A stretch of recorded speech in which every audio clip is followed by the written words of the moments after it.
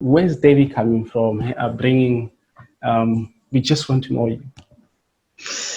Okay, my background. I grew up in the Caribbean in a small country called Carriacou. Small country. There are three countries. There's Carriacou, Grenada, and Petit Martinique.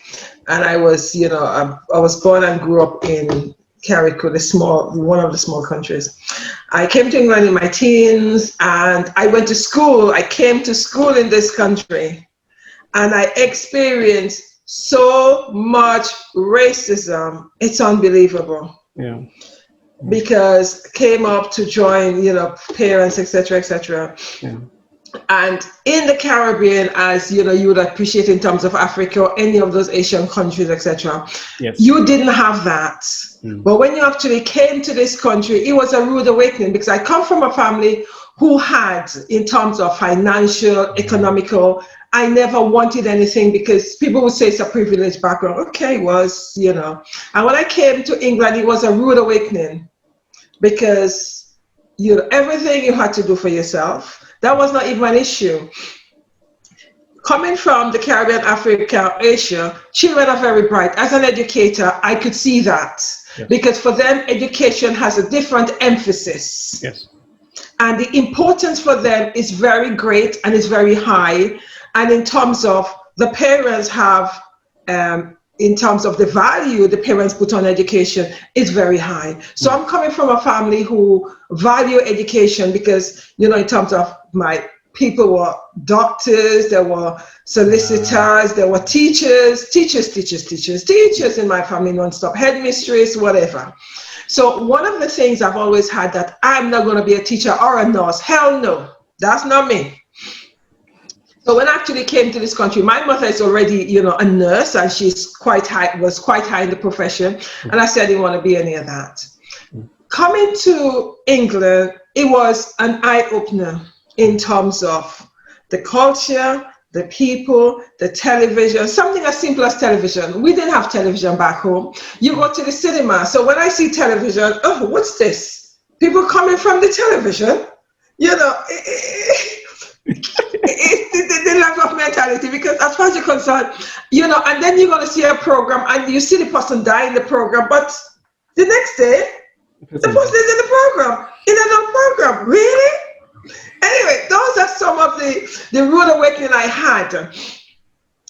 Coming from these countries, because education and the value is so great, you have no choice than to have a high standard for education. And the school I got into, it was predominantly white. Predominantly, it was white and Asian people, but more predominantly white. And anyway, because I had a passion for education, when I would actually say yes and put my hand up because I knew the answer, the teachers would totally ignore me. They ignore me on the basis of, I didn't know that until I became an adult. I had a very, very strong Caribbean accent. Okay. Very strong Caribbean accent. However, the teachers had no time to find out what I knew. They were not interested. So what I did was, I became very insular. I stopped talking. There's no point in me talking when nobody's going to be listening to me. And even the subjects that I was passionate about, like maths and classical studies, they were not interested. So there was no point in me talking. So then I stopped talking, and I was also bullied, because the time I came to England, there was a program called Roots that was on. Yes. And I didn't like television. I never really used to look at television. So I remember one day this white guy said to me, Kizzy, and I'm thinking, what are you talking about? And then he said, oh, you guys swing from trees, and he used to throw bananas at me. And even when I told the teacher, they were not even interested. So every day, I cried every day in school. Nobody would ever believe that seeing the person that I was seeing, right? My education in school was very rocky.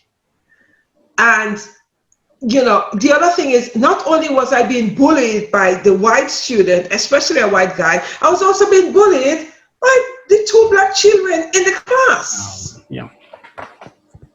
Yeah. So I was being bullied everywhere. The reason why the black one was bullying me was, as far as she concerned, I had rubber lips, right? Mm. I didn't understand what that meant.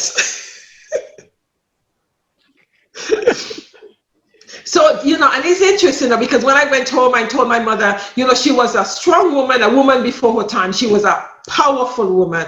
My mother, God bless her, beautiful, so she was powerful. She said, but you're beautiful. You don't have to listen to them. But when you have the negative from the teachers who didn't want to hear you, and then you had it from the children, it doesn't matter what your parents are saying to you, because you see the teacher as the God. Yeah. And anything that teacher says to you is, the teacher's word is greater than your parents' word, which is quite sad, because I have that with my own children. So that was some of the things I I experienced. The other thing is, when I said that I wanted to do medical research, saying to the career woman I wanted to do medical research, she said to me, no. She said, you need to be a SCN nurse, which is like a nursing assistant. And she said, that takes 2 years. Well, I didn't know a lot. So I went home and I said to Mom, Mom, I want to be a nurse, and I'm going to be, it's going to be 2 years. And he said, no, it's going to be SCN. She said, what do you mean? You're not going to be. She said, you know what that is? And I said, yes, it's a nurse. She said, no. She said, that is like being a nursing assistant. She said, go back and tell your teacher that you could be whatever you want to be. Mommy was so mad. And I went back and I said to the teacher that my mom said I could be whatever I want to be, and I'm not going to be a nursing assistant. She looked at me and she said to me, you'll amount to nothing. Whoa, that's a big blow, for that's someone who, big one. You feel that is in authority. So I went home and I told Mommy, and she said to me, it doesn't matter what they think. You know what you could do. And it meant that every exam I did, they did not put me in to do the higher exam. They put me in to do all the lower exams. And all the higher exams that they said, if I wanted to do it, I'll have to pay for it. So my mother, being the person she is, she couldn't care less. She said, yes, she's going to pay for it. So she paid for that. So in terms of my years in education, it was a journey in terms of the racism that I experienced. And even when I left school, I didn't know, when I left school, I left with, GCSEs and A-levels, but I didn't know what I wanted to do with it, because remember, when someone says to you, who you see in an authority of education, that you'll amount to nothing, especially when you say you want to do medical research, as far as they're concerned, medical research wasn't for black people. Nurses were for black people. And not even the high grade nursing is, assistant nurses. Exactly. So when I left, it's like at school, there were one teacher who he saw my potential. So even when I used to be crying, he would say to me I could never forget that white guy. He just came, like you guys, just came from, school, teaching college, and he used to teach chemistry. And he said to me, Deborah, come to me at lunchtime and we're going to go through the chemistry. So every lunchtime, after I finished crying, I would go to him and he's going to teach me through the chemistry. I love the subject because it also made me start believing in myself. Wow. But at those times, I didn't even understand the whole thing. It just made me, because I really, he believed in me and I was eager to go to his lesson and stuff like that. But then he left. So my world collapsed because he left. Exactly. Now you're back to one. Exactly. So even when I left school, I stayed, I did A-levels, then I left school. I didn't even know what I wanted to do, because my dream was shattered, because she told me I would amount to nothing. And those programs stays in your head. Forever. You carry, exactly. You carry the program in your head. And then I thought, okay. Then mommies keep on saying to me, it doesn't matter, whatever you want to do. I don't care. Do whatever you want to do. My mother, in terms of that thing, she was so beautiful. She never pushed any of us into any field. She never pressurized us. She said she'd rather have a dunce child than a mad child, because she used to work in mental health. So, and I say that to my students all the time, because it's important for us to have children that, in terms of academic, you could always push the academic.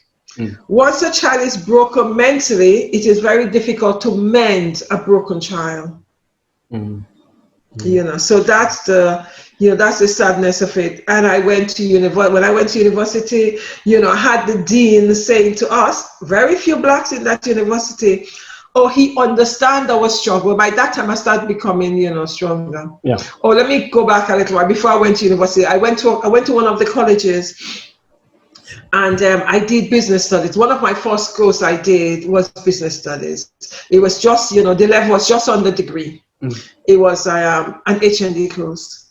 And I remember when I got to this course, I would normally sit in the back because become invisible, because nobody value you, nobody listening to you. So what, you know, you've always been sitting in the back. Yeah. And I remember this friend of mine, she said to me, Debbie, let's sit in the front. I said to her, I don't want to sit in front. She said, yes, let's sit in the front. We sat in the front. I could never forget that. And when this teacher, her name was Stephanie, this teacher, she was teaching business studies, and she's talking. And she keep on saying, I'm sitting there and I know the answer. I think, should I put up my hand? She's not going to listen to me. I'm not a white teacher. Should I put up my hand? Yeah. Anyway, I got the courage to put up my hand. And she said to me, yes, Deborah. I could never forget that. And when I gave her the answer, she said, yes, well done.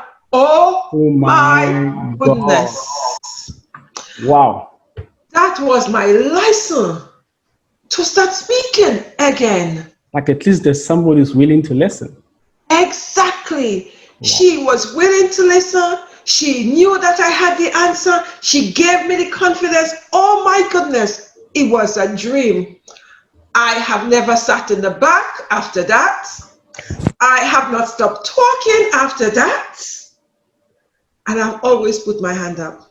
It takes one teacher, just one educator, to tell you that you are okay. It doesn't even matter if the answer that student give is incorrect. Yeah. You say, yes, try again. It takes one teacher to believe in you, and your whole world opened up.